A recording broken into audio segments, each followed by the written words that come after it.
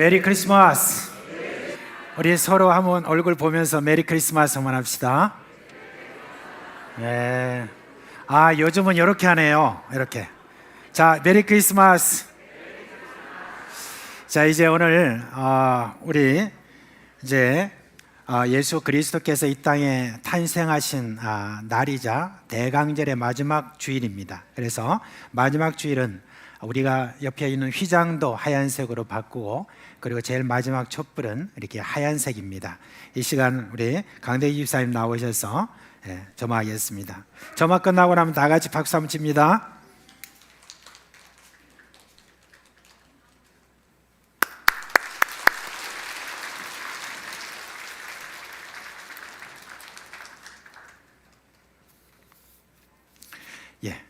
해주시고 올라오면.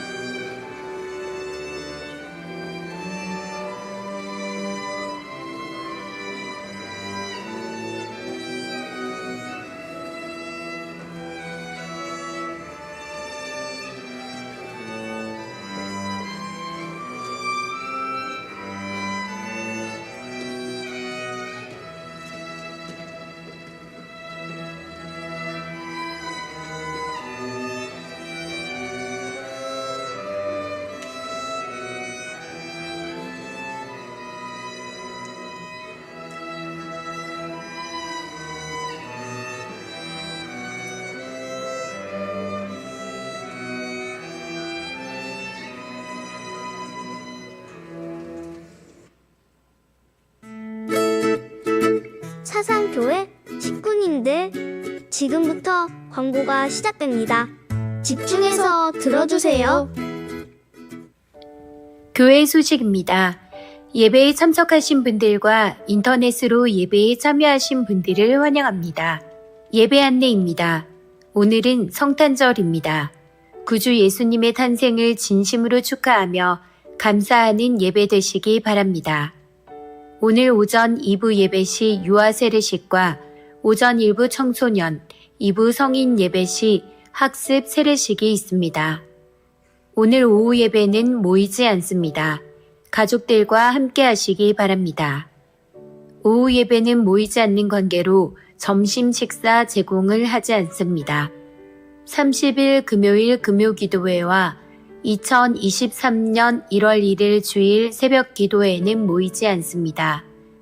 2023년 1월 1일 주일 오후 예배는 부산 극동방송국 조시영 PD의 간증이 있습니다. 온 식구 특별 새벽 기도회 안내입니다. 일시는 26일 월요일부터 30일 금요일 매일 새벽 5시입니다. 2부는 모이지 않습니다.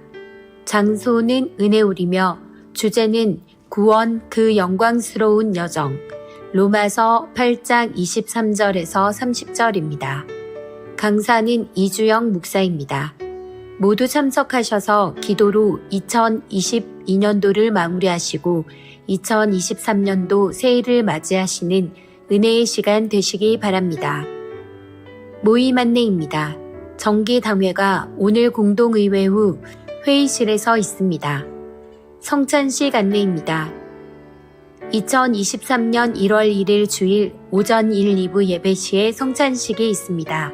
기도로 준비하셔서 새해 첫 주일에 주님 주시는 은혜가 풍성하게 임하시길 소망합니다.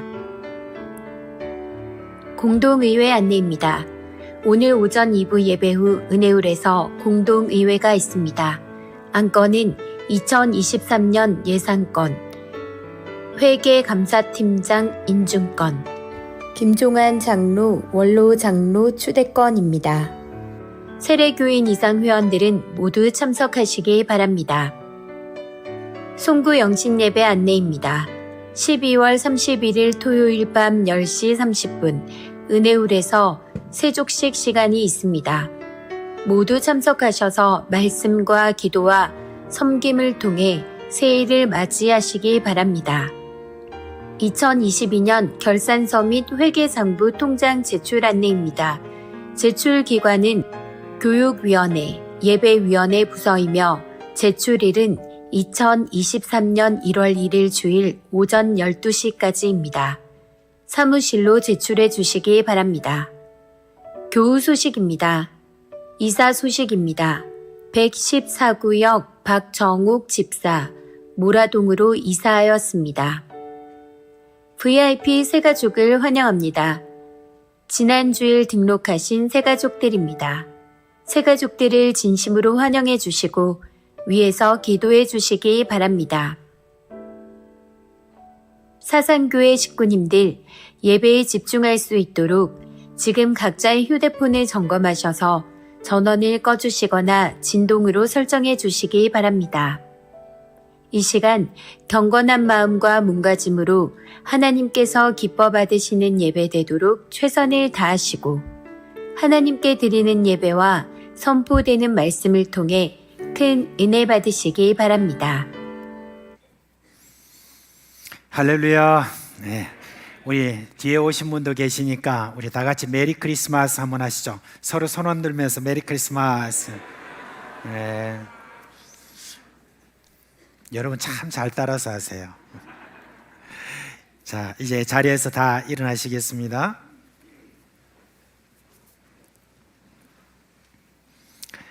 사랑하는 우리 사상교회 식구 여러분, 오늘 우리는 하나님이 구별하여서 복되게 하신 또 주일을 맞고 또 예수님이 이 땅에 오신 성탄절을 맞아서 하나님께 예배하기 위해서 모였습니다.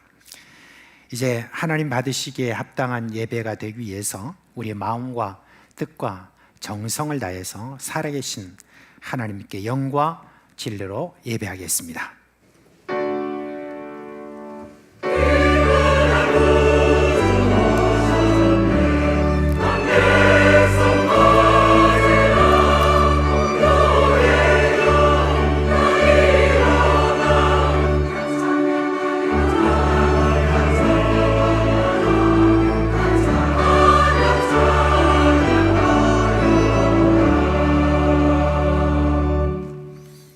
영광과 찬송을 홀로 영원토록 받으시기 합당하신 하나님, 그리스도 예수 안에서 드리는 우리의 예배를 받아 주시옵소서. 예수님의 이름으로 감사하며 기도합니다. 아멘.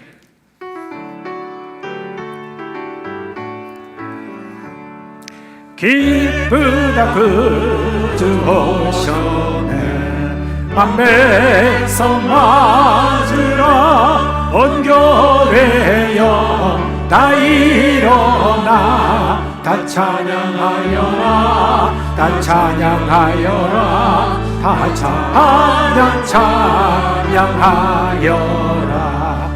그 세주 탄생했으니 다 찬양하여라. 이 세상에 만물들아 화답하여라, 다 화답하여라, 다 화답하여라. 온 세상 죄를 사하려 주 예수 오셨네. 죄와 슬픔 몰아내고 다 구원하시네, 다 구원하시네, 다 구원하시네. 은혜와 진리 되신 주 다 주원하시니 만국 백성 그 주 앞에 다 경배하여라, 다 경배하여라, 다 경배하여라.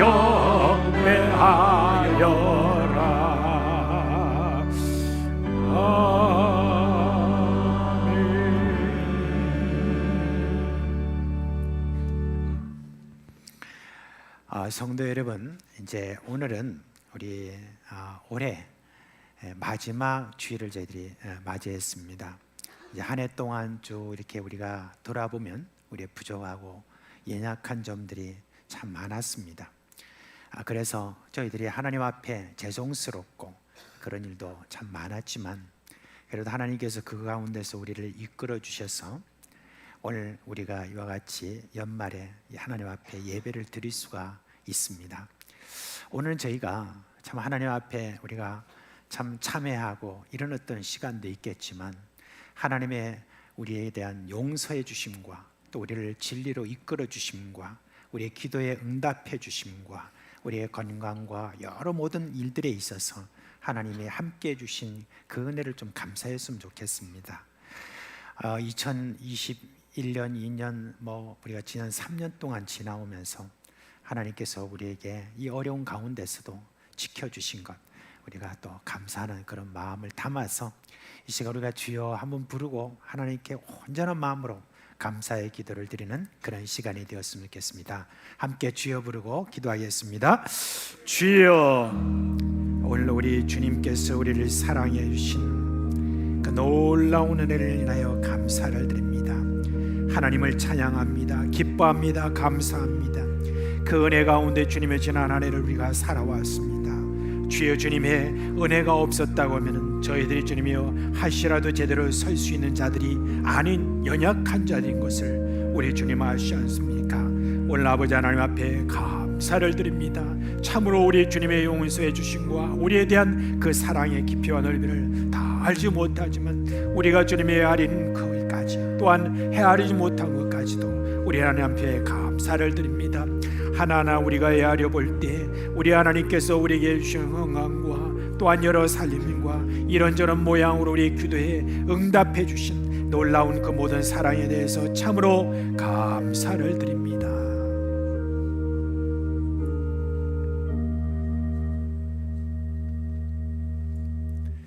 하나님 아버지, 우리에 대한 그 하나님의 사랑을, 그 깊이와 넓이와 크기와 길이를 다 헤아릴 수가 없습니다. 그러나 저희들이 분명한 것은 하나님이 우리를 여기까지 이끌어 주신 것입니다. 에베네셀 되신 우리 하나님께서 앞으로도 계속 우리를 이끌어 주실 것을 생각하며 감사를 드립니다. 이 시간 우리가 한 해 동안 하나님이 우리에게 베풀어 주신 은혜를 감사하는 감사의 기도를 드렸사오니 주여 받아 주시옵소서. 예수 그리스도의 이름으로 감사하며 기도합니다. 아멘. 나는 우리 찬송합시다. 찬송하겠습니다.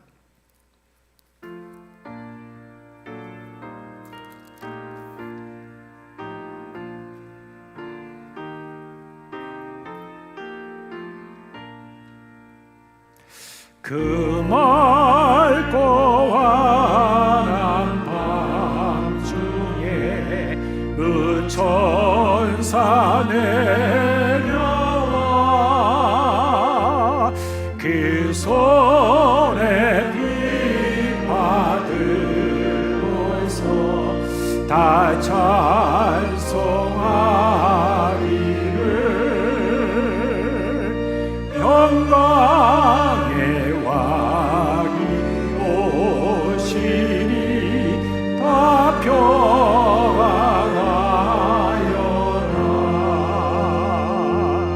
그 소란하던 세상이 다 고요하도록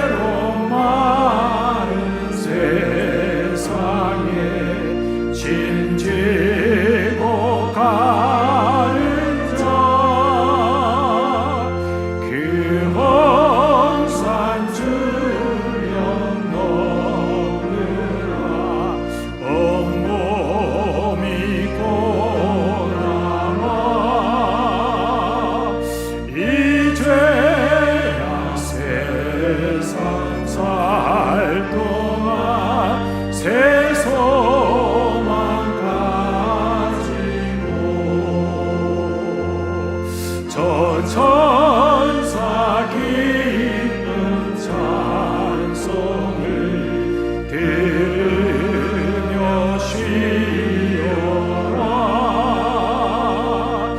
옛 선지에 응하여 베들레헴 성을 주 예수 탄생하시니 온 세상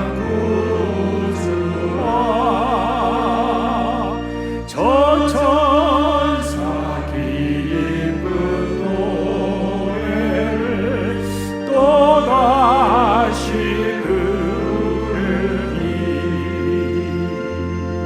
온 세상 사는 사람들 다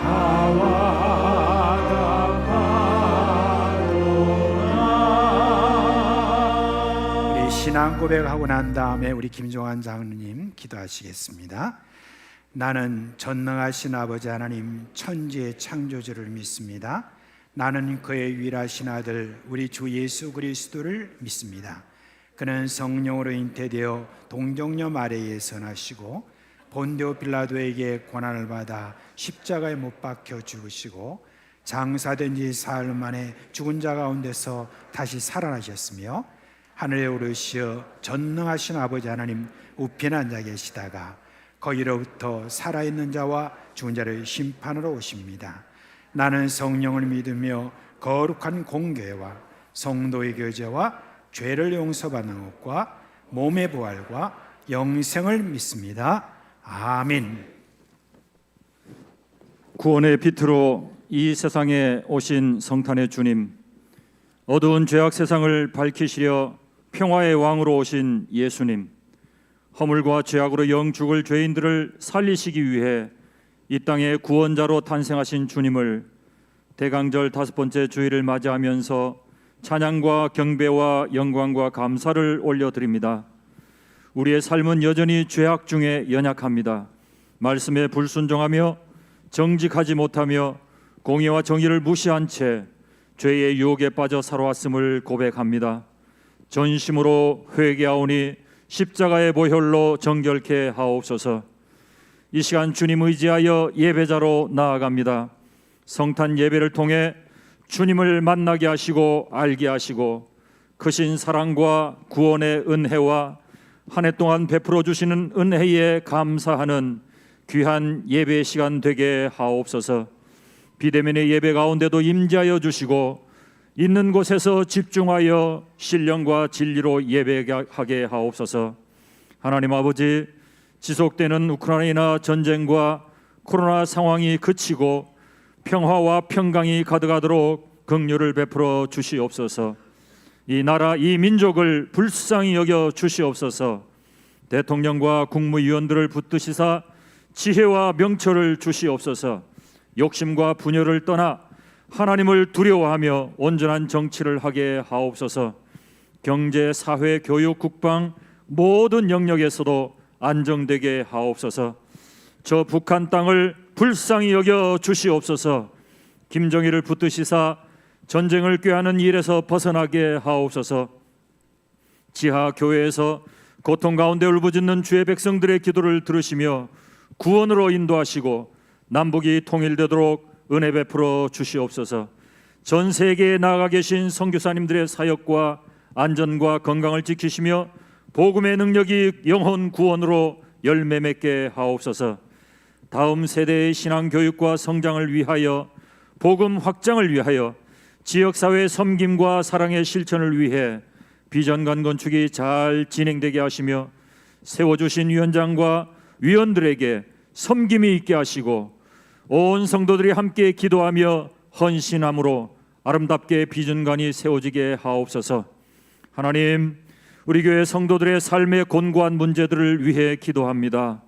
질병과 암, 투병, 영적인 억눌림, 가정과 사업의 문제, 취업, 결혼, 출산, 자녀 양육 문제, 슬픔을 당한 성도들, 직장을 잃거나 사업의 부도 등 경제적 어려움을 겪고 있는 자녀들에게 주께서 친히 찾아오셔서 품어주시고 세밀히 간섭하여 주시며 회복과 치료의 은혜를 맛보게 하옵소서. 또한 군 복무 중에 있는 자녀들, 해외에 나가 있는 자녀들, 다문화 가정 위에 안전과 건강을 지켜주시고 믿음 생활 잘하여 영육간의 품은 비전을 펼치는 멋진 삶을 살도록 인도하여 주시옵소서. 이제 한 해가 다 지나갑니다. 여기까지 인도하신 주님의 은혜가 크며 감사를 드립니다. 내일부터 시작되는 특별 새벽기도에 풍성한 은혜가 있게 하시고 말씀 전하시는 담임 목사님을 붙들어 주옵소서. 말씀과 기도로 한 해를 잘 마무리하며 새로운 해를 준비하는 온 성도님들 되게 하옵소서. 오늘 특별히 학습 세례, 유아 세례를 받는 주의 자녀들에게 은혜를 베풀어 주옵소서. 주님 사랑과 이웃 사랑을 아름답게 실천하는 귀한 자녀들 되게 하여 주시옵소서. 이 시간 단위에 세우신 담임 목사님을 통해 주의 말씀을 듣습니다.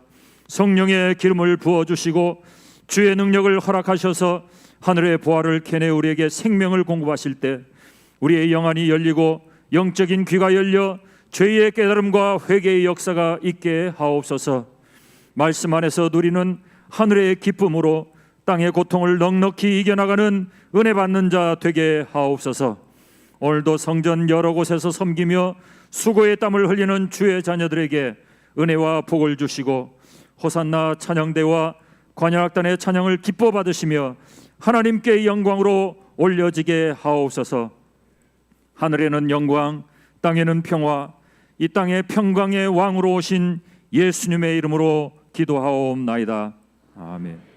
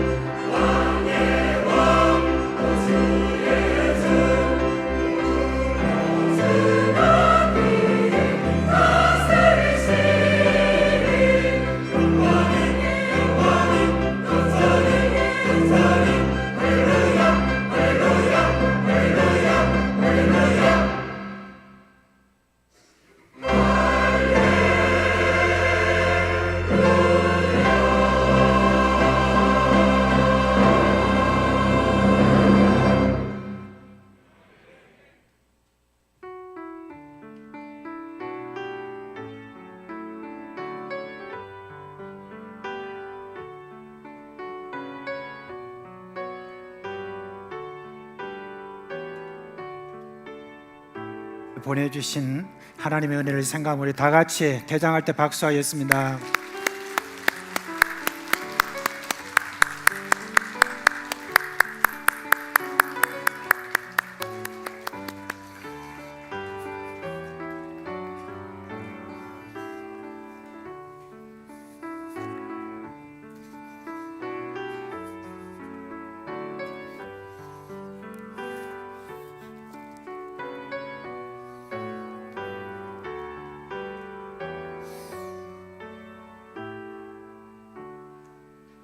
하나님께 드린 이 헌금 봉헌하도록 하겠습니다. 다 같이 기도하겠습니다.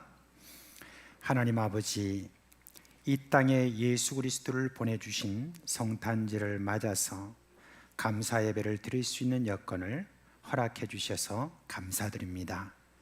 아직도 이 땅에 하나님 아버지의 그 사랑을 모르고 예수님의 은혜를 거절하는 자들이 있어서 무척 안타깝습니다.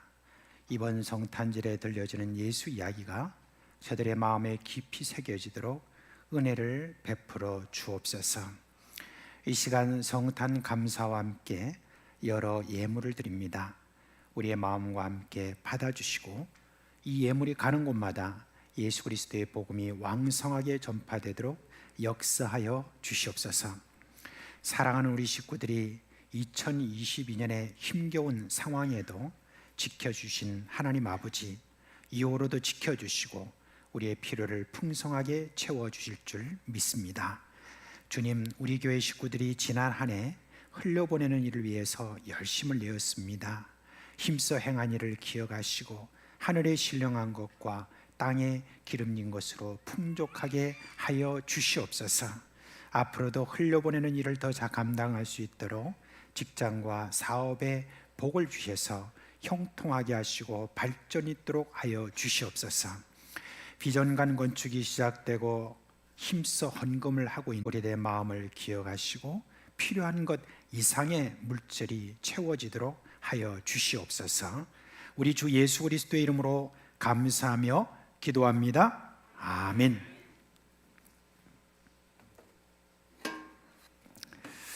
자, 오늘은 우리 유아 세례와 학습 그리고 세례를 베푸는 그런 시간을 갖겠습니다. 먼저 서기 장로님 나오셔서 오늘 이 받으시는 분들의 명단을 발표하겠습니다.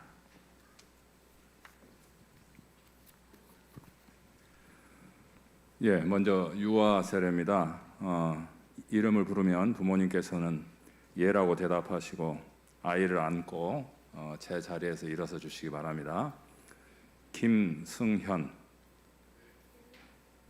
허도윤 이상 2명입니다.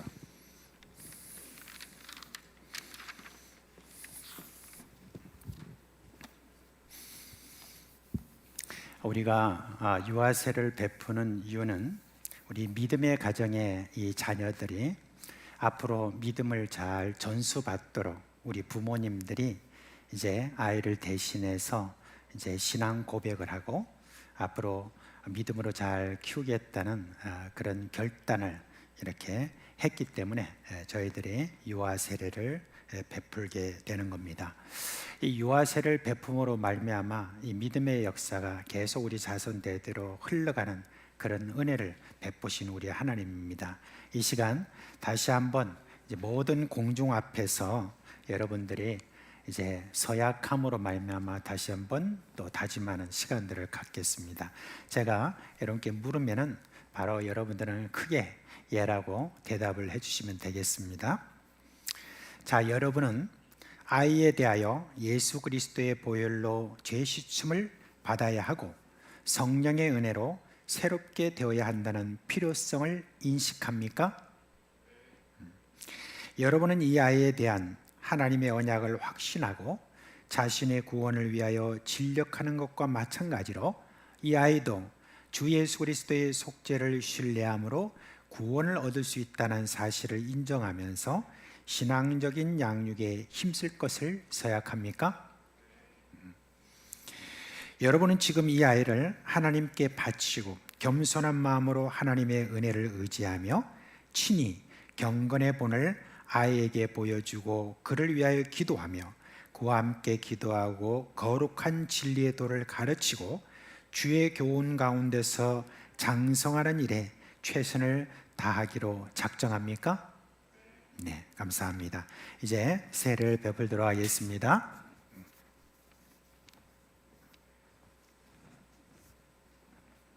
네, 이제 한 분 한 분 앞으로 나와 주시기 바랍니다. 네.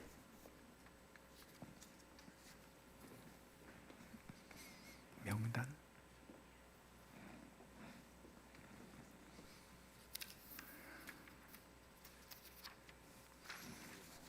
네. 그 위에서.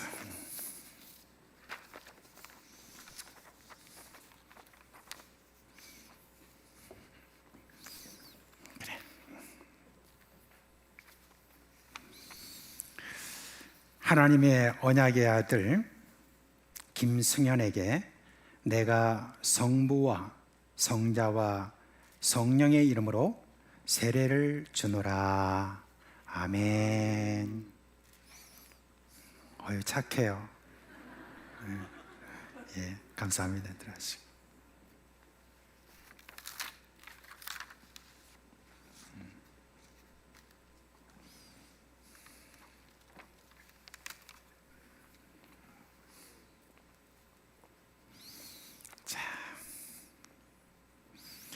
하나님의 언약의 아들 허도윤에게 내가 성부와 성자와 성령의 이름으로 세례를 주노라. 아멘. 오늘 유아 세례 받는 아이들 정말 착합니다. 오늘 성탄절이라서 안으로 들어가세요.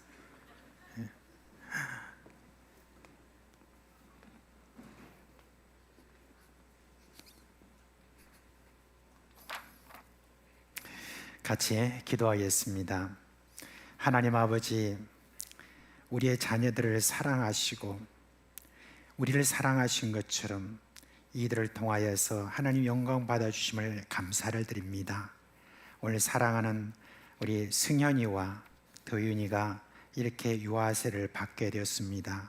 이제 앞으로 이 아이들이 부모의 사랑과 함께 믿음을 갖게 해주시고 그리고 주 예수 그리스도의 은혜 가운데서 잘 자람으로 말미암아 하나님의 영광의 빛을 전하는 그런 귀한 일꾼들이 되게 하여 주시옵소서.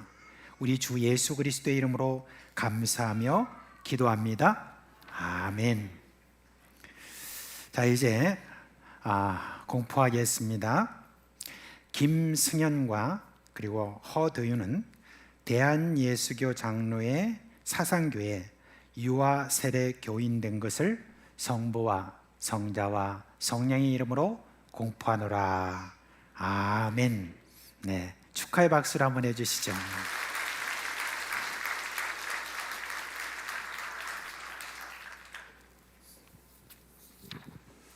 예, 다음은 학습입니다. 이름을 부르면 예라고 대답하시고 자리에서 일어서 주시기 바랍니다. 최현숙, 이미영, 하정주, 강규림, 여지원 이상 5명입니다. 네.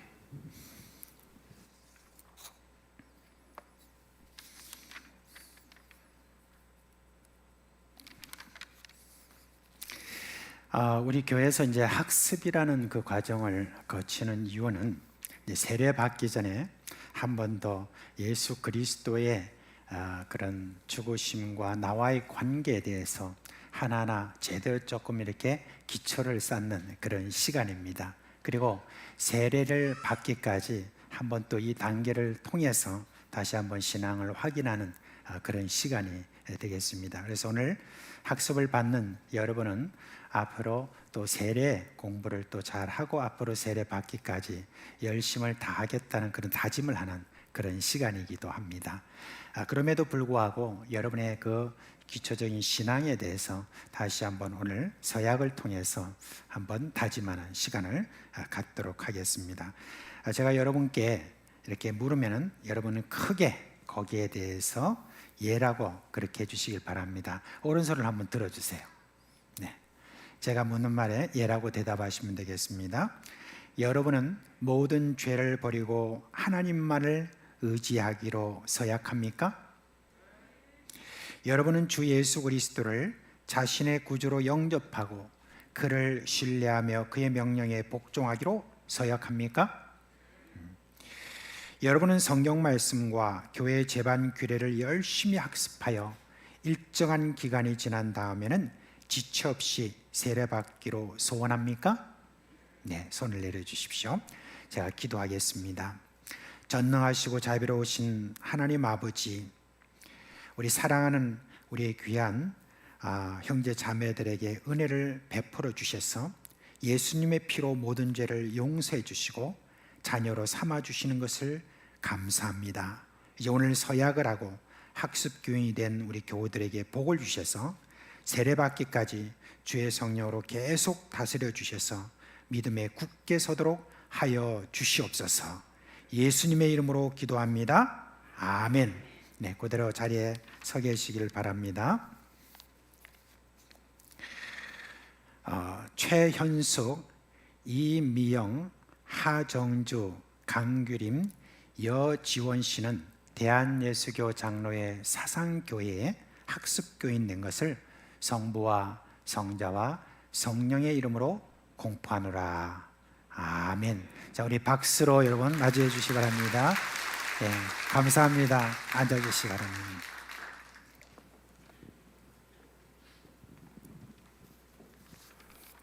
다음은 세례입니다. 똑같이 이름을 부르면 예라고 대답하시고 자리에서 일어서 주시기 바랍니다. 김숙여, 오봉권, 이국종, 이상 3명입니다.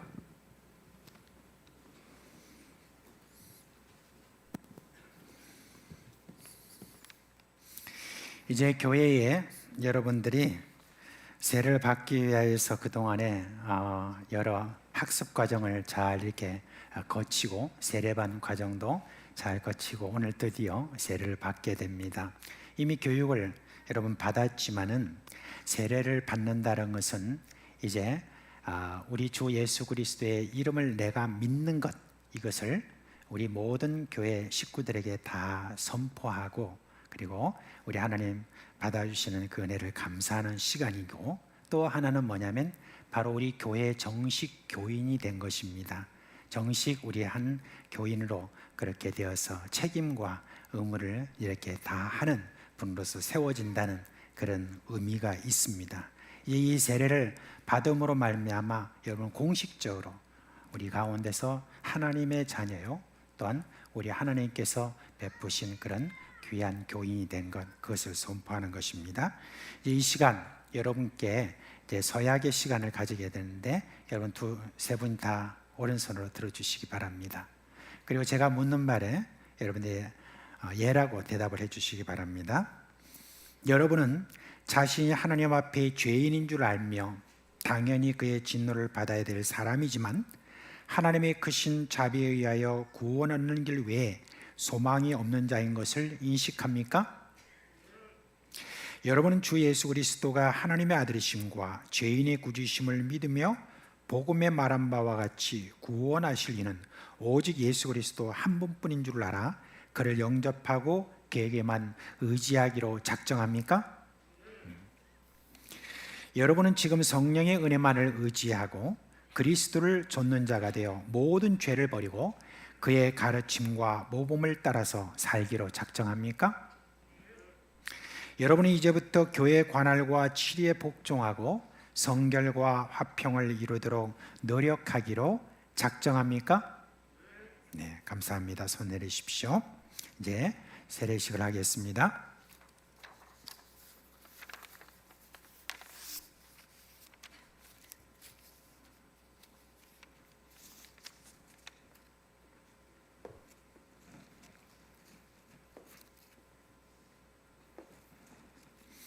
올라오시고요. 천천히. 네, 이제 세례를 베풀도록 하겠습니다. 예수를 구주로 믿는 하나님의 자녀 김승려에게 내가 성부와 성자와 성령의 이름으로 세례를 주노라. 아멘. 네, 내려가시면 되겠습니다.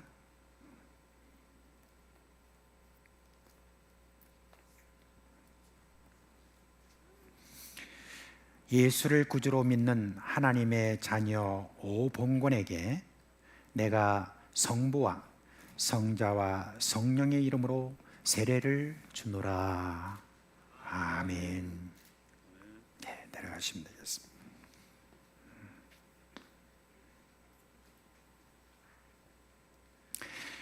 예수를 구주로 믿는 하나님의 자녀 이국종에게 내가 성부와 성자와 성령의 이름으로 세례를 주노라.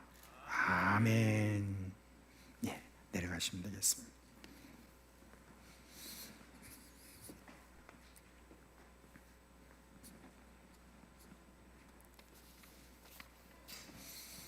자, 세 분은 그 자리에서 일어나시고요. 네, 세 분 일어나십시오. 네, 기도하겠습니다. 전능하시고 자비로우신 하나님 아버지, 사랑하는 우리 형제 자매들에게 은혜를 베푸셔서 그리스도 예수의 피로 모든 죄를 용서해 주시고 이제 주의 자녀로 삼아 주신 것을 감사하고 찬송합니다. 이 세례를 통해서 인치시고 또 확증해 주셨음을 감사를 드립니다.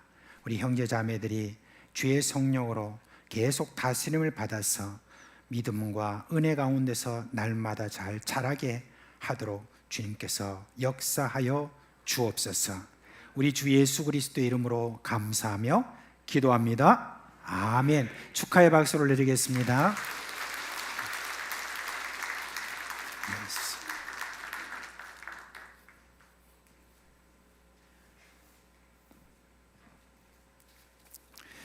이렇게 여러분 세례를 받으시잖아요.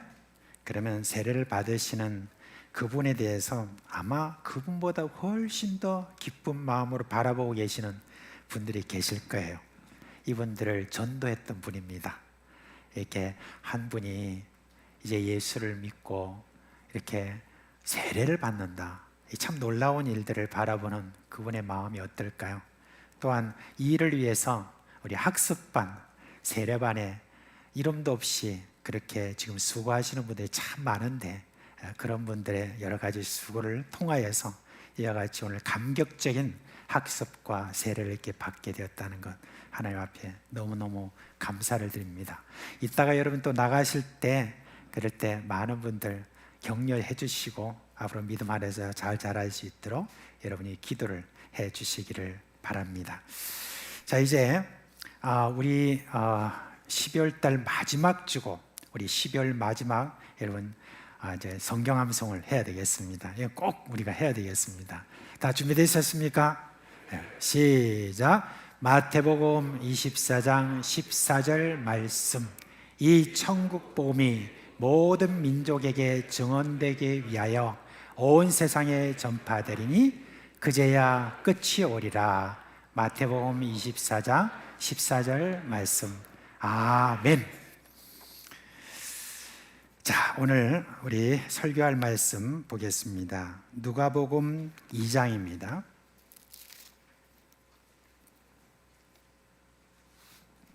1절에서 20절 말씀까지입니다. 2장 1절로 20절에 있는 말씀 저와 여러분이 교독하면서 그렇게 읽도록 하겠습니다. 제가 먼저 한 절 읽고 여러분 그렇게 한 절 읽으면서 마지막까지 읽도록 하겠습니다. 그때 가이사 아구스도가 영을 내려 천하로 다 호적하라 하였으니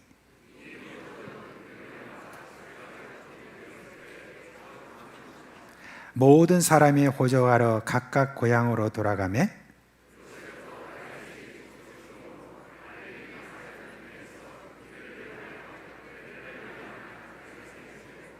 그 약혼한 마리아와 함께 호적하러 올라가니 마리아가 이미 잉태하였더라.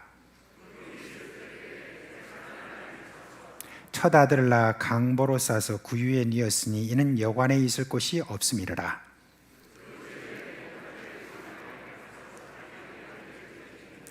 주의 사자가 곁에 서고 주의 영광이 그들을 두루 비춤에 크게 무서워하는지라.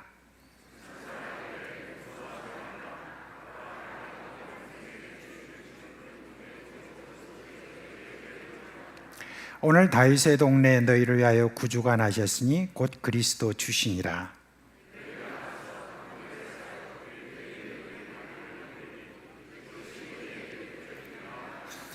호련히 수많은 천군이 그 천사와 함께 하나님을 찬송하이르되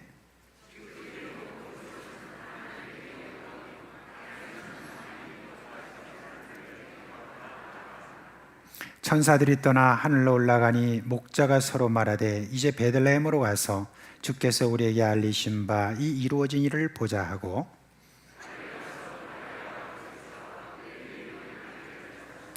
보고 천사가 자기들에게 이 아기에 대하여 말한 것을 전하니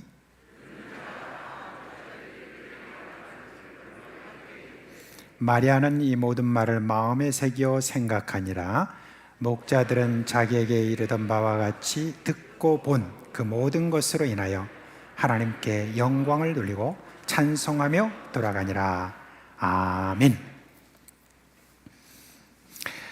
여러분은 그 성탄절에 뭐가 제일 먼저 여러분 떠오르십니까? 한 8년 전에, 그러니까 2014년에 12월 달에 이 성탄절을 맞으면서 한국의 펜머스 문화선교회라고 하는 그곳에서 이렇게 조사를 했더니 성탄절에 제일 먼저 생각나는 게 뭐냐면 크리스마스 캐럴이다, 그렇게 이야기한 사람이 한 33%, 그리고 산타가 22%, 그리고 크리스마스가 되면 파티한다 하는 사람이 21%고 아기 예수님이 기억난다는 사람은 17%였다, 그렇게 합니다. 근데 중고등학생들 연령대를 중심으로 해서 이렇게 조사해 보니까 퍼센티지가 훨씬 더 많이 내려갔답니다. 7%였다, 예수님에 대한 기억이라는 게. 근데 지금 그게 8년 전입니다. 그 이후로 아무리 조사를 해도 조사를 했다는 그런 내용이 없어요. 아마 조사하면 너무 충격일 것 같아서 그랬는지 모르겠습니다. 이제 성탄절을 맞아서 아기 예수님의 그 이미지가 점점 사라지고 있는 바로 그런 형편을 요즘 여러분 만나고 있습니다. 혹시 여러분이 요즘 방송에서 이런 말을 많이 듣지 않았습니까? 해피 할리데이, 이런 말을.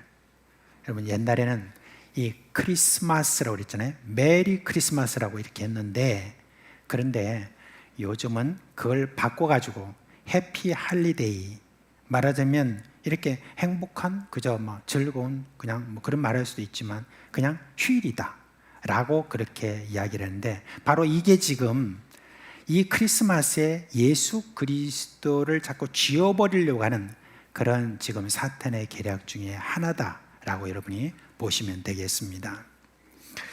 하나 더 물어보겠습니다. 여러분은 예수님의 성탄과 관련된 그런 이야기 중에 어떤 이야기가 제일 먼저 떠오릅니까? 저는 처음 예수님을 믿고 난 다음에 크리스마스 때 보았던 연극이 생각납니다. 그 연극이 뭐냐면 동방박사 세 사람이 아기 예수께 이제 선물을 드리는 그런 장면이었습니다. 그런 장면이었는데, 동방박사 이야기에서 풍기는 아기 예수님의 이미지, 그게 좀 어떻습니까? 이와 관련된 이 그림들을 보면 거의 다 비슷해요. 아까도 나왔지만은, 근데 거기 보면은 멋있고 하얀 수염을 가지고 있는 화려한 옷을 입은 그런 세 사람이 아기 예수께 아주 비싼 선물을 드리는 바로 그런 장면이죠. 근데 그 앞에 있는 아기 예수님은 어떻냐? 아기 예수님은 세상에서 가장 잘생긴 애가 웃음을 막 이렇게 머금고, 그리고 사방으로 빛을 완전히 발하는 그와 같은 모습이죠. 이 모습이 보통 그림에서 다 나옵니다. 그래서 참 많은 사람들이 아기 예수님에 대한 어떤 그 이미지, 어떠냐면 바로 이런 모습을 이제 생각하고 있습니다. 그런데 성경을 보면 좀 다른 것 같습니다. 아기 예수님, 도대체 아기 예수님은 처음 그렇게 탄생하셨던 첫 크리스마스 아기 예수님의 모습은 어땠을까요? 그리고 오늘 여기에 지금 등장하고 있는 목자들 있죠. 이 목자들은 또 어땠을까 하는 그런 부분에 대해서 여러분에게 좀 더 명확하게 말씀드리고, 그리고 난 다음에 여러분들 예수님에 대한 이미지와 그리고 목자에 대한 이미지, 이런 것들에 대한 왜곡을 좀 바로 잡아서 예수님이 이 땅에 오신 분명한 목적을 다시 한번 되새겨보는 그와 같은 시간을 좀 가지려고 합니다. 저는 선교사로 나가기 전에 목자에 대한 이미지는 어떤 이미지였냐면 그저 목자 하면 예수님 하면 목자다, 그렇게 생각을 했습니다. 말하자면 목자는 참 예수님처럼 선한 사람이다 라고 하는 그런 생각을 갖게 되었습니다. 근데 그렇게 생각하게 된 이유가 있죠. 그 당시에 목자에 대한 어떤 이미지를 우리의 마음속에 딱 각인시켜주는 그림이 있었죠. 꼭 이발소에 있는 걸린 그림처럼 우리 교회도 어디 가도 다 볼 수 있는 그런 목자에 대한 그림이 있지 않습니까? 기억나세요? 이 그림 다 기억나시죠? 여기 보면 보세요. 통통하게 살찐 저 지금 양들이 느릿하게 저 푸른 초장에서 풀을 뜯고 있고, 그리고 이제 거기에 보면은 한 잘생긴 청년이래야 될지 중년이래야 될지 모르겠지만 목자가 옷도 억수로 거룩하게 입고, 그 다음에 거기에 하얀 그런 어린 양을 딱 안고 있는 바로 이 모습, 이 모습을 보면서 우리는 목자는 다 저럴 것이다 라고 여러분들이 생각했는지 모르겠습니다.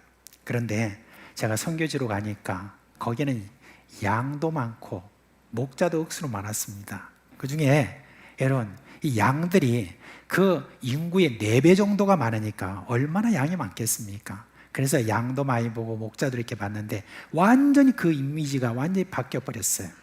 왜냐하면 우리가 알던 목자가 아니고 우리가 알던 양이 아니라는 거, 그걸 제가 이렇게 알게 되었습니다. 사실은 여러분 목자가 다 양의 주인이 아니에요. 거의 다 목자는 다 싹꾼들입니다. 돈을 받고 대신해서 양을 길러주는 그런 사람인 겁니다. 이스라엘 사람들은 대부분 이 일을 안 하려고 해요. 왜냐하면 이 일들이 생각보다는 굉장히 어렵습니다. 여러분 양은 그냥 순해서 그냥 가만히 놔두면 지 알아서 풀 뜯고 그 다음에 뭐 그 지 알아서 뭐 다 하려고 하는 것 같죠? 그렇지 않습니다. 양이요, 그렇지 않습니다. 양이 여러분들 생각할 때 굉장히 순하고 말 잘 듣는 그런 거라고 생각을 하지만 생각보다는 양이 고집이 셉니다. 고집이 세서 지 마음대로 또 하려고 하는 것도 얼마나 많은지 모릅니다. 만약에 목자가 그 양을 조금만 한눈 팔면은 그러면 여러분 이 양이 금방 어디로 흩어졌는지 모를 정도입니다. 이제 목자가 보통 이 개를 데리고 다니잖아요.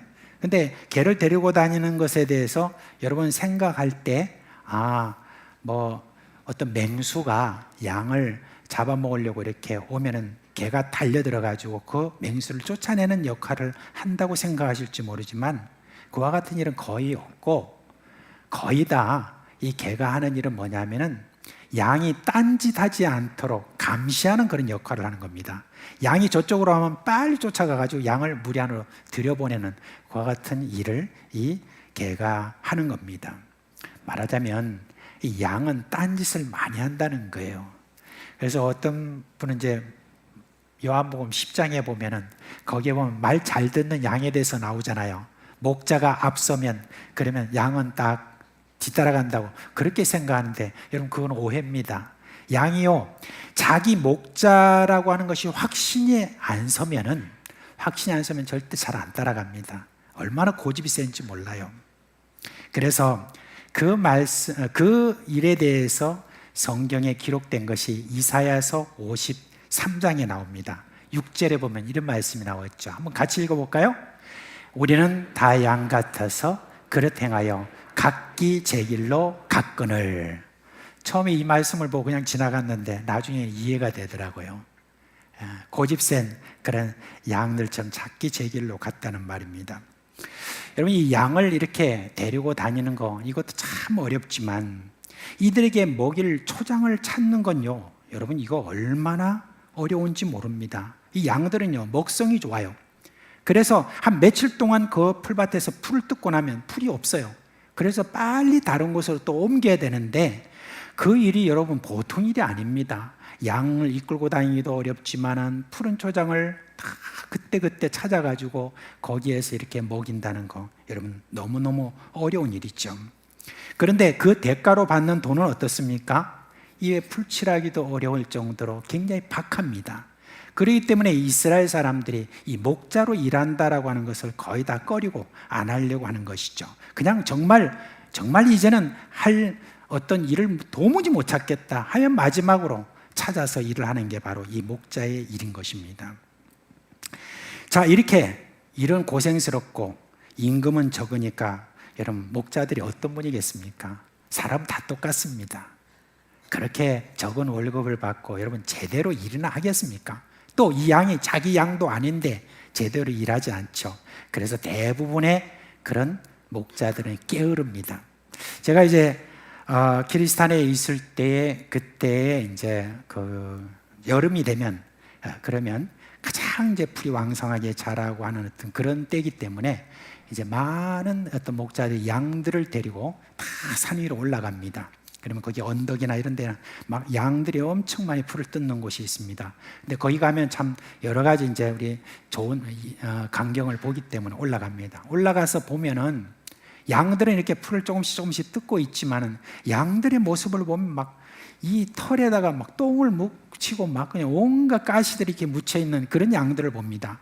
그런데 거기에 목자들은 어떻게 하느냐? 아직까지 그 아침이 훨씬 넘었는데도 안에서 굴굴 자고 있어요. 왜냐하면 밤새 술을 마시고 거기에 나뒹굴이 있기 때문에 그런 겁니다.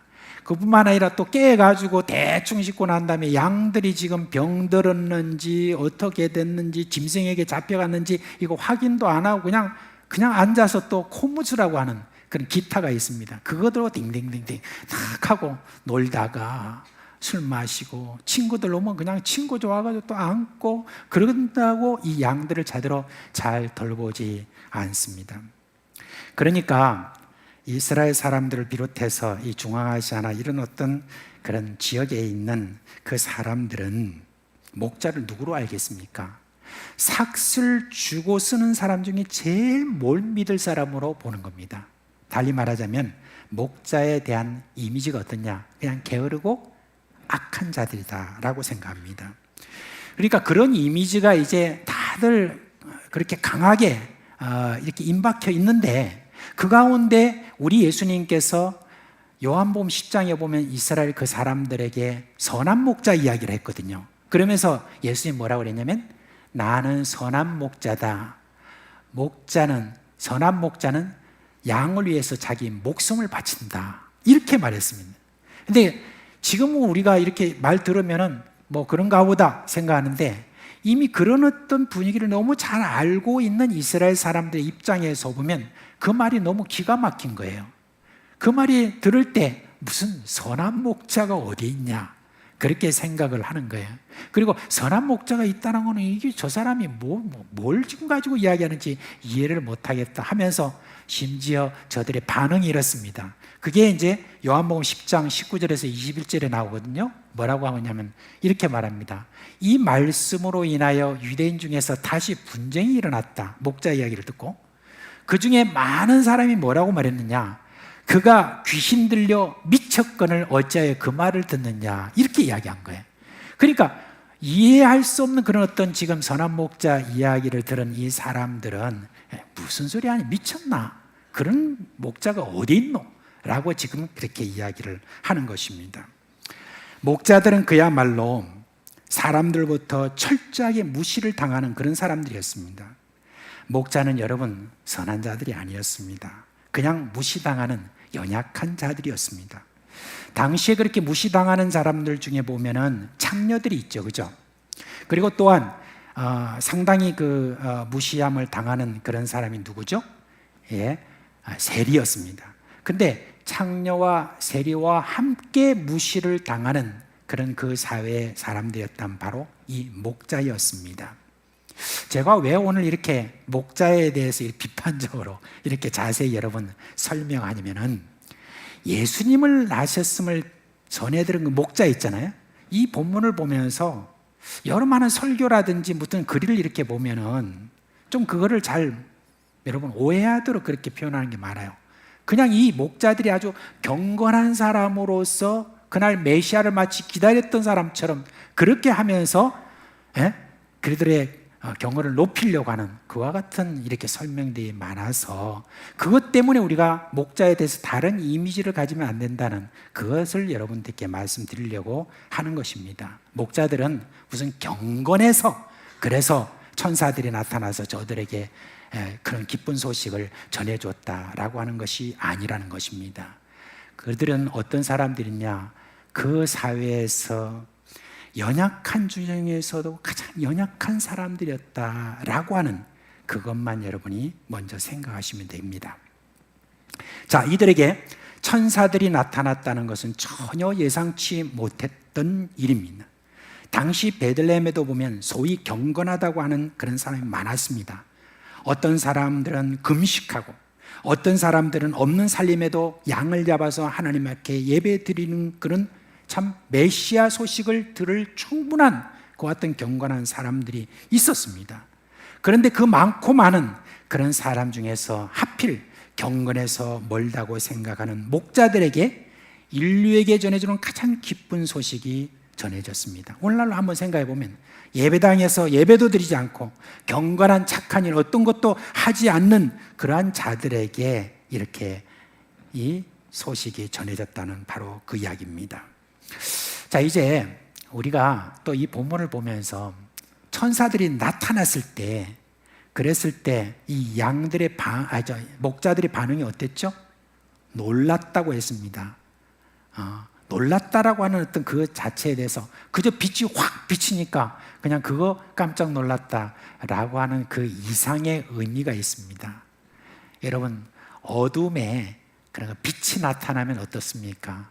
어둠이 이기지 못한다라고 하는 그 말씀이 있죠. 그처럼 이 목자들도 참 자신들이 가지고 있는 여러 못된 짓 이런 것 저런 것들 많이 있던 어떤 그런 부분에 대해서 아마 저들에게 갑자기 이렇게 하늘에서 빛이 비치니까 거기에 큰 두려움이 아마 그들에게 있었다라고 그렇게 말할 수가 있습니다.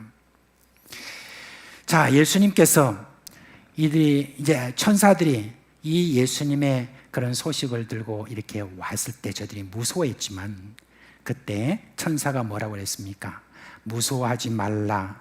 오늘날 다윗의 동네에 너희를 위하여 구주가 나셨으니 곧 그리스도 주시니라 라고 안심시켰습니다. 여러분, 예수님이 누구에게 오셨습니까? 크게 보면 인류에게 오셨습니다. 그러나 성탄 이야기에서부터 예수님이 십자가에 돌아가시기까지 예수님은 누구에게 어떤 모습으로 오셨습니까? 이를 잘 여러분이 이해하기 위해서 본문을 좀 더 살펴보겠습니다. 이어지는 메시지를 보세요. 12절 말씀 보세요. 너희는 가서 강보에 쌓여 구유에 누긴 아기를 보리니 이것이 너에게 표적이니라 라고 이렇게 하신 말씀입니다.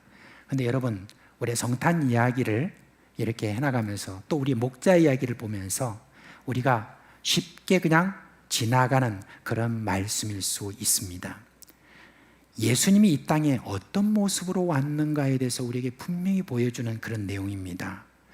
강보에 쌓이고 구유에 누긴 아기로 오셨다 그랬습니다. 여러분, 강보라고 할 때 강자는 포대기 강자고 보는 포대기 보자입니다.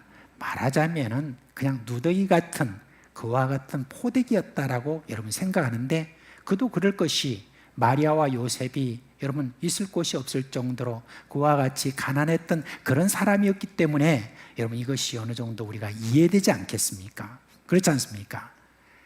강보에 쌓였다 그랬을 때 누더기와 같은 그 포대기에 쌓여서 그 다음에 어디에 누였느냐 그렇게 했을 때 여러분 구유에 누였다고 했을 때 구유를 아름답게 생각하지 마십시오. 구유라는 것이 어떤 겁니까? 짐승 밥통이에요. 짐승 밥통인데 짐승이 그냥 먹고 난 다음에 그걸 갖다 뭐 깨끗이 뭐 그냥 핥아서 완전히 또 깨끗이 해놓고 그리고 그 다음 음식을 기다립니까? 그렇지 않잖아요. 그리고 그 주인도 그렇게 막 깨끗이 쓸 생각도 없는 그리고 시간이 지나면 지날수록 거기에 수많은 음식 찌꺼기들이 많이 모이는 바로 그런 짐승의 밥통입니다. 포대기에 쌓여서 지금 짐승 밥통에 이렇게 놓여진 악인데 그 악에서 무슨 빛이 나고 그런 어떤 것들이 일어났다고 여러분 볼 수가 있습니까? 우리 이제 성탄절, 첫 성탄절 이후로 계속해서 역사가 흘러나오면서 교회가 이런저런 이런 이미지를 바꿔버린 그런 내용이 있는데 그 첫 성탄절의 그 내용을 보십시오. 포대기에 쌓여서 짐승 밥통에 지금 놓여진 바로 그 예수입니다. 한 가지 더 한번 살펴봅시다. 아기라고 이렇게 했잖아요. 그 아기에 대해서 우리가 한번 생각을 좀 해볼 필요가 있습니다. 지금 아기가 이제 그렇게 놓여 있는데 그 아기의 모습이 여러분 어땠을까요? 한번 생각해 보세요. 아기의 모습이 어땠을까? 우리 이제 아기가 처음 났을 때 그 모습 한번 보여주시죠. 저건 며칠 됐는지는 모르겠지만 아기가 처음 났을 때 저 모습보다는 조금 덜하죠, 그죠? 그런 모습으로 이렇게 태어났습니다. 태어났을 때 이 아기를 보고 뭐라고 말하죠? 많이 단어들을 잊어버렸는가 보다. 핏덩이라고 이렇게 이야기합니다. 말하자면 예수님의 모습이 무슨 거룩하고 어떤 그런 모습이 아니에요. 여러분 그 불교에서 보면은 부처가 처음 태어났을 때 그 아기가 막 진짜 잘생겼죠. 그 아기가 딱 이 모습으로 딱 하면서 이런 말 했다고 해요. 천상천하 유아독존 그렇게 자기를 나타냈다고 이렇게 하는데, 여러분 예수님은 그저 아직 눈도 못 뜬 아무것도 바라볼 수 없는 그런 핏덩이로 이 땅에 태어나셨지, 예수님의 어떤 아름다운 아기의 이 세상에서 정말 최고로 아름다운 그런 아기로 태어난 것이 아니라는 것입니다. 예수님의 이미지에 대해서 제가 여러분께 지금 좀 바꾸라는 그런 이야기를 하는 것입니다. 여러분 이게 표적이라고 그랬습니다. 이게 메시아라는 표적이라고 그랬습니다. 이 세상을 구원하러 오신 예수님이 포대기에 쌓여 나귀 밥통에 누인 핏덩이 아이다라고 하는 것입니다. 우리는 예수님을 어떻게 여러분 많이 기억하고 있습니까? 우리가 이제 보는 성경의 많은 부분들 이제 보면 거기에 기적을 행하시는 예수님, 병자들을 고치시는 예수님, 말씀을 전할 때 말씀이 얼마나 참 권위가 있고 그런 말씀을 전하시는 예수님, 그리고 귀신을 막 쫓아내는 그런 권위 있는 강한 그런 예수님으로 여러분 우리가 많이 기억하고 있지 않습니까? 그리고 예수의 영화에 보면은 예수님을 어떤 분으로 여러분 거기에 보이죠? 예수님 영화에 보면 이렇게 예수님의 모습을 딱 한번 보십시오. 어떻게 여러분 그림을 그리고 있는가 한번 보여주세요. 그렇죠? 예수님 어떻습니까? 진짜 제일 좋은 샴푸를 감은 것 같아요. 그리고 금발이고, 그리고 얼마나 여러분 멋있는지 그냥 그 얼굴만 보면 그냥 바로 따라갈 것 같아. 그렇죠? 근데 가만히 생각해 보세요. 정말 예수님은 이 땅에 저런 분으로 계셨는가? 예수님이 참 만나신 그런 사람들 대부분이 어떤 사람이냐? 이 세상에서 죄인이라고 손가락질 당한 사람들, 그리고 세상에서 밀려난 소외된 사람들, 이런 사람들이 대부분이었죠, 그죠? 그래서 이 바리새인들이 예수님을 향하여서 비판할 때 저는 죄인과 함께 먹고 교제한다라고 그렇게 비판했지 않습니까? 그렇게 이제 이야기를 했습니다. 근데 이제 한 가지 더 여러분 말씀을 드릴 것은, 어떤 사람이 예수님한테 와서 말했습니다. 예수님, 저도 예수님이 좀 제자가 되고 싶습니다. 예수님 또 따라다니고 싶습니다. 이렇게 했습니다. 그때 예수님께서 하신 말씀이 있어요. 여우도 굴이 있고, 그리고 공중에 나는 새도 집이 있지만 인자는 머리 둘 곳도 없다, 그렇게 하셨습니다. 자, 그러면 머리 둘 곳도 없다라고 하는 이 말은 무슨 말입니까? 예수님이 거처할 곳이 없다는 그런 이야기죠. 늘 정처 없이 이곳저곳을 다니고 배에서 주무시기도 하고 산에서 주무시기도 하고 거적 하나 깔아놓고 그렇게 하시는 분으로서 무슨 저렇게 샴푸로 머리를 이렇게 감을 시간이나 있겠고, 그 다음에 그와 같은 여건이 제대로 있었겠습니까? 평안하게 저녁 식사를 할 만한 어떤 그런 장소나 그런 방앗간 가지고 있었던 분이겠습니까? 그렇지 않은 분임을 우리가 거기서 알 수가 있습니다. 자,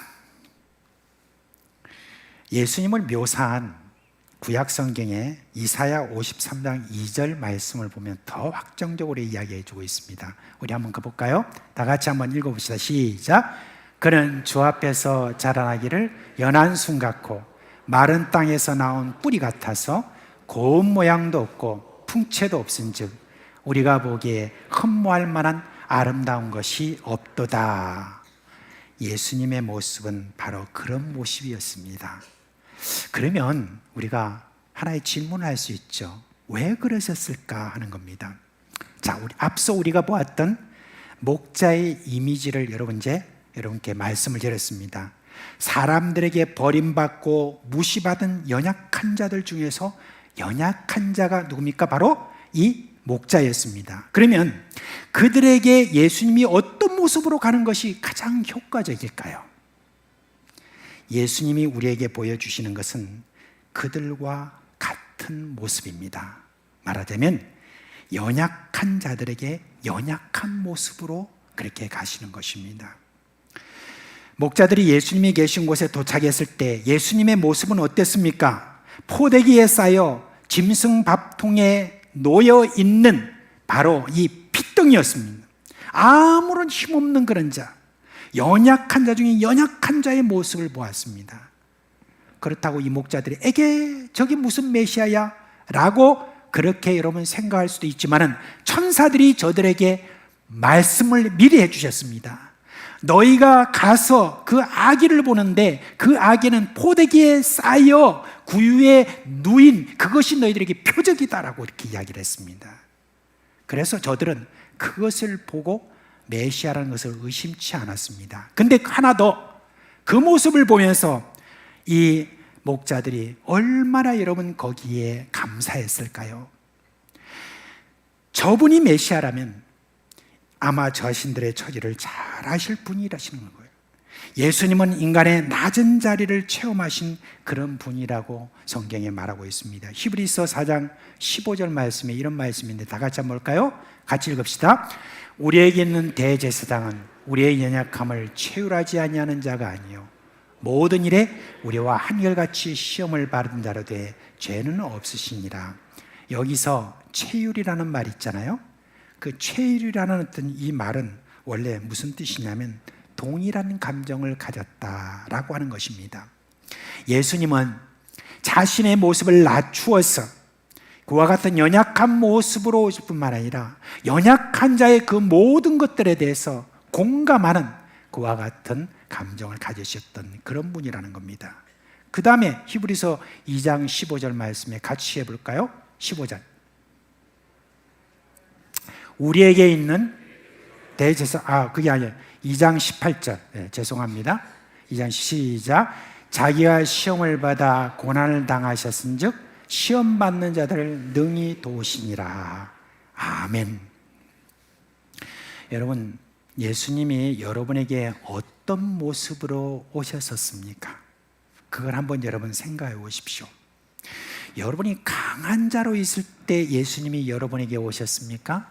아니면 여러분이 약한 자로 있을 때 예수님 오셨습니까? 약한 자로 있을 때 예수님이 여러분 오셨습니다.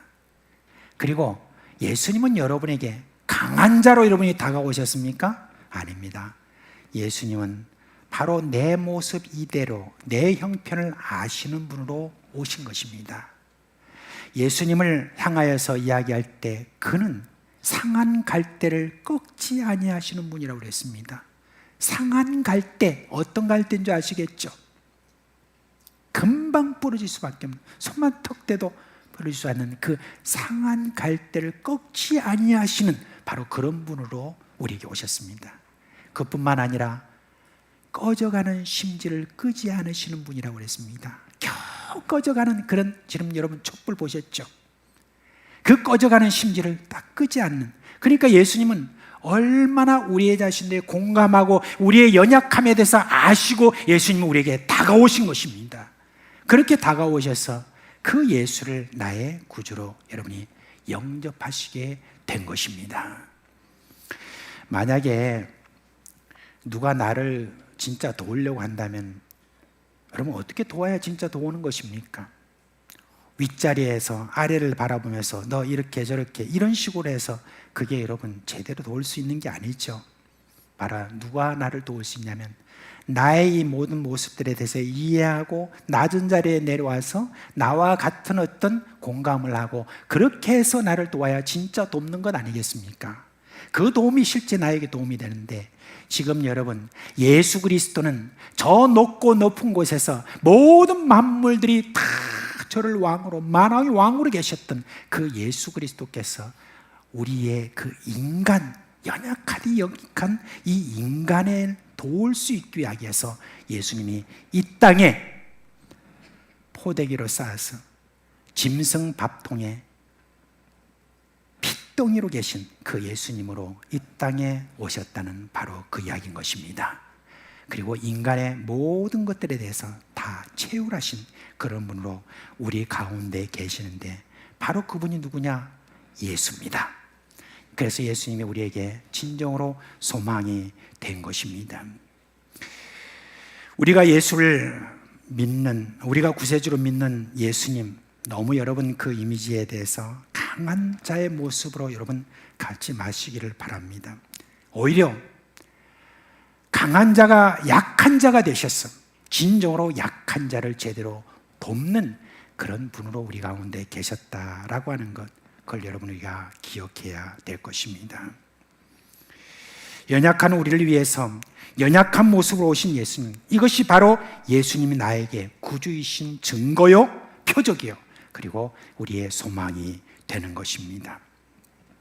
자, 여러분 이제 한 가지 묻고 좀 정리를 하고 싶습니다. 여러분은 여러분 자신을 어떤 자로 생각하십니까? 여러분 자신을 혹시 강한 자로 생각합니까? 연약한 자로 생각합니까? 저는 예수님을 이렇게 믿고 난 다음에 처음에는 제 자신에 대해서 제대로 몰랐어요. 그래서 제 자신에 대해서 한동안 저는 강한 자로 생각을 많이 했습니다. 그런데 시간이 믿음을 가지고 계속해서 하나님의 말씀을 듣고 조금씩 이제는 신앙이 자라가고 그리고 또 세월도 흐르고 이렇게 하면서 가만히 생각해 보니까 참 나는 연약한 자다 라고 하는 것을 참 많이 느낍니다. 여러분 어떠신지 모르겠습니다. 나는 내 약점, 이 모든 약점에 대해서 나는 세월이 좀 가면 내 강함으로 이 약점을 얼마든지 내가 커버할 수 있고 이겨나갈 수 있다.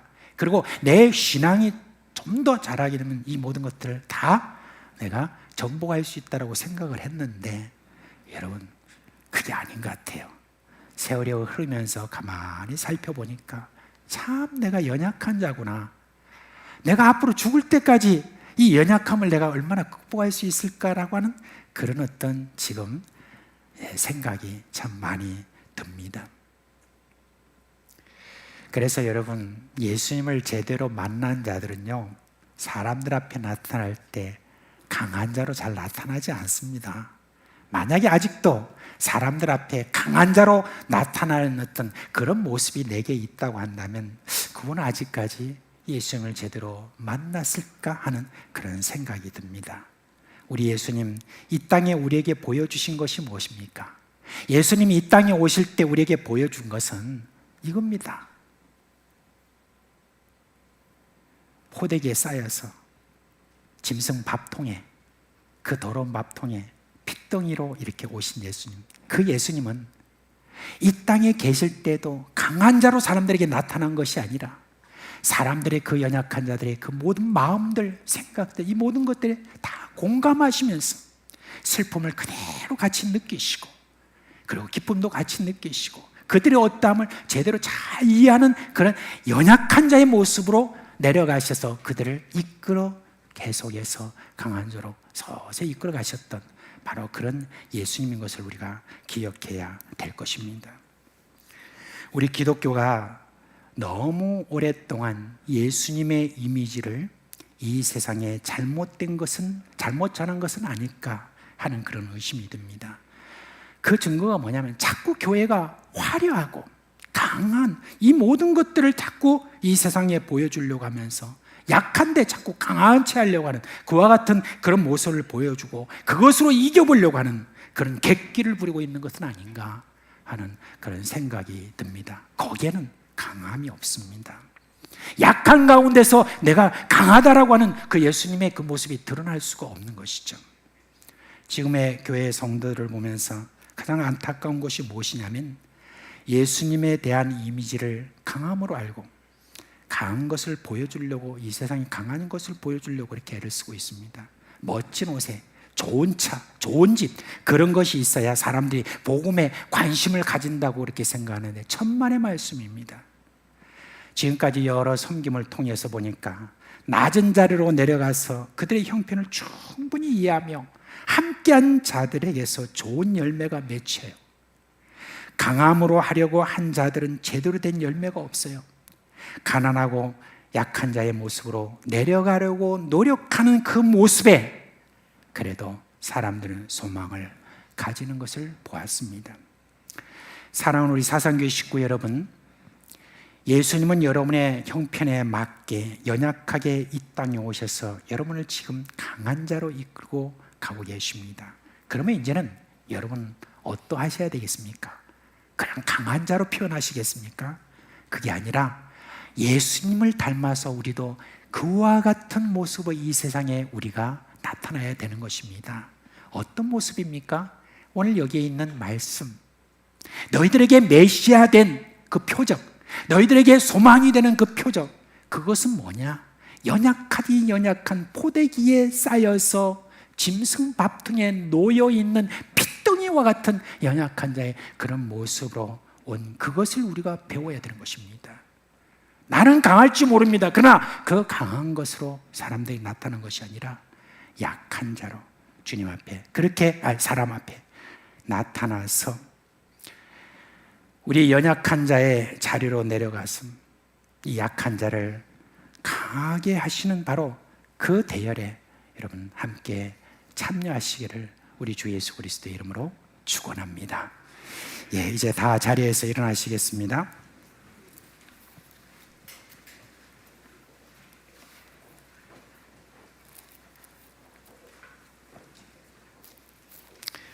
예, 우리 찬송가 122장 찬송하겠습니다.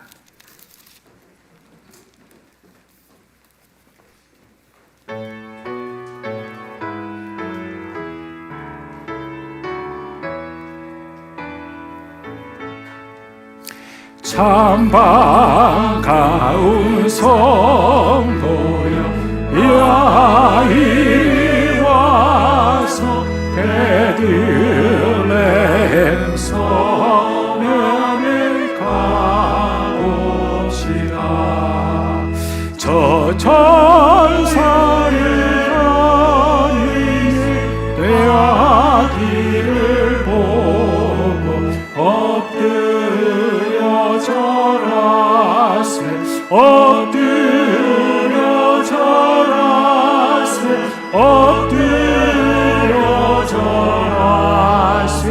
의증하셨네.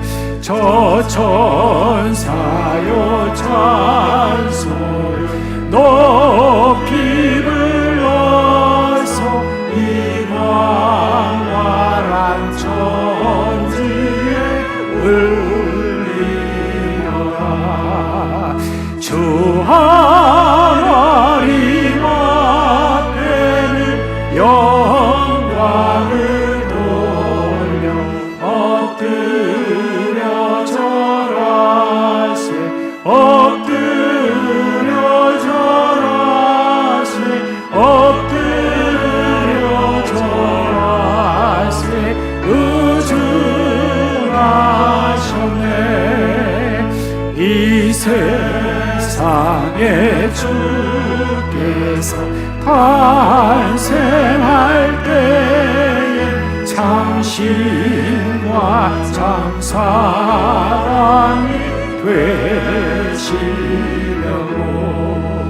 저 동정 영혼에서 나시었으니 엎드려 절하세 엎드려 절하세 엎드려 절하세 구주 나셔네 여호와의 말씀 육신을 입어 날 구원할 구주가 되셨도다 늘 감사한 찬송을 주 앞에 드려 엎드려 절하세 엎드려 절하세 엎드려 절하세 우주 나셨네